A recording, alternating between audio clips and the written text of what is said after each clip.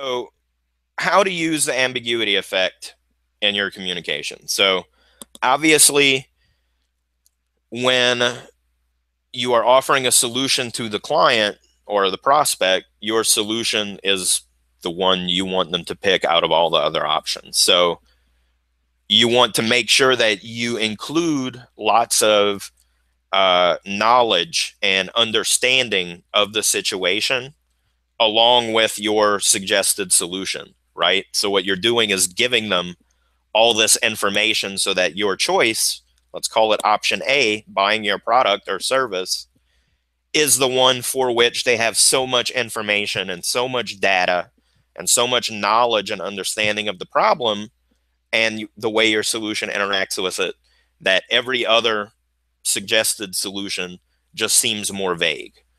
So that's the obvious way to do it, where you take your product and make it more detailed and information packed in their mind. So there are several ways we can do that. The ones that I detailed here would be first with data.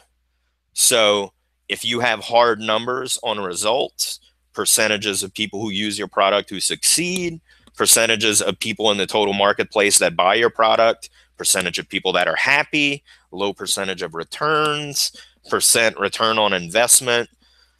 And then it doesn't even have to be percent. We're just talking about data, numbers, results, measurable, visible, tangible, obvious data that you can use that shows your product being something that solves that problem and maybe gives some additional benefits beyond that mere solution, right? The next thing you can use that can factor into making them feel like your choice has more information for them to process would be testimonials or endorsements. Essentially, what those are instances to the prospect and to the client of your product being used and benefiting the user in the way that they're hoping it will do for them.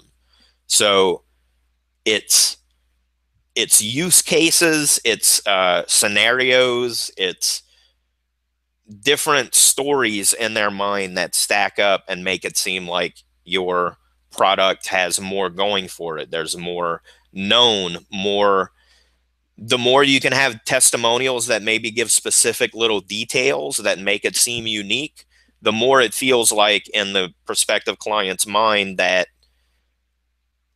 it's it's hard to explain, but it's basically like bunches and bunches of copies of your product being used in all these different scenarios, and it makes it seem, instead of being a very specific narrow thing in their mind, now it's sort of unfolds like a Swiss Army knife, right? Like it's got all of these different subtleties and applications and different ways it could apply. And it makes it seem like a much more robust and effective overall solution to them. And again, you were on the balance of scales where they have option A, buying your product, and option B, not. We're loading up the scale on the option A side, so it keeps getting heavier and heavier because they have more and more information. Now, the subtle difference, in case you haven't heard me talk about it before, you don't know yourself, testimonials are stories about personal use of your products from actual customers, real people, right? Then you have endorsements, which are slightly different. Those are statements of support about your product from figures who are well known to your target audience for some reason. Maybe they're an expert, maybe they're just a celebrity, but they are someone aspirational and inspirational to your audience, so that when they say your product is good, they're like, oh, well, if that guy likes it, it must be great.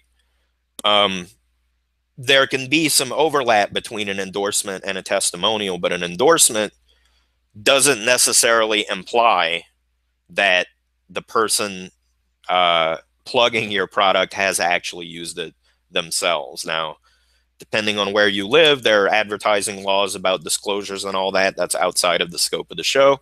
I'm not a lawyer. This is not legal advice. You should have someone competent in advertising law in your area look at your ads